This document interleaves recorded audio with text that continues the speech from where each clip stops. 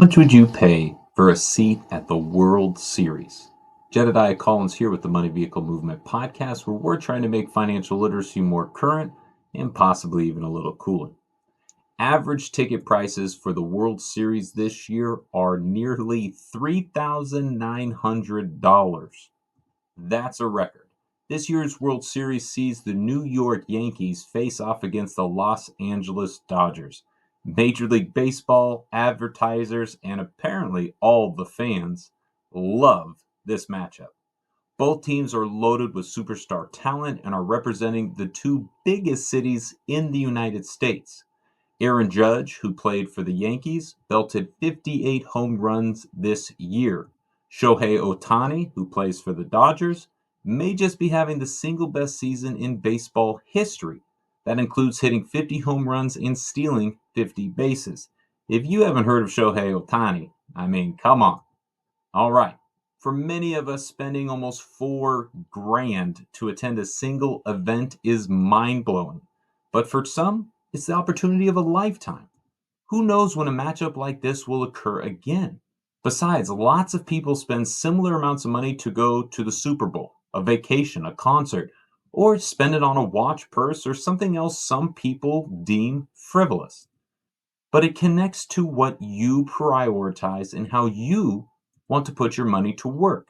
If we learn anything from economics, it is supply and demand. And these are single game tickets to the World Series we're talking about. There will be at the very least 4 games, but at the very most 7. That's not a large supply. And so, why the high ticket item?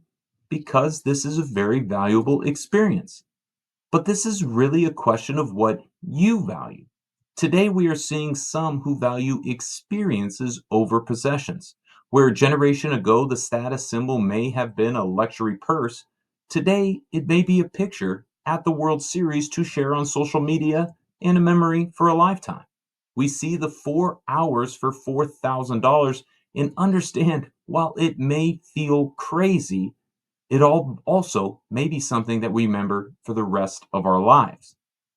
What other money can you say that about? Is there a better way to use money than to create a memory? That is a question only you can answer. But what if you do want to go to a game like this or some other big time event? With such exorbitant pricing, what can you even do to make these experiences feasible within your plan? Well, if you stick to our money vehicle lessons, we don't want you to use your emergency fund or Corona cushion to pay for events like this. This is not an emergency after all. Even though your team made it, maybe for the first time in a long time, still not an emergency. You should also probably not put it on your credit card. All right, that's an obvious one. Going into debt for something that is, at the end of the day, a single night of entertainment likely isn't a wise financial decision. No reason to be paying 25% on $4,000 of credit just so you can go eat a dog at the game. With all this in mind, the best thing you can do is start preparing for the next event. That means having a fund bucket within your present choices with money to pay for something like a World Series seat. The basic idea is that you're setting aside a little bit of money here and there for exactly this sort of expense. That way, when the Beatles reunite or the Seattle Mariners finally make the World Series, you have money in your plan to buy these tickets. It's much like a vacation fund or a fund for any other financial goal, except in this case, you may not be exactly sure what you're going to spend it on today.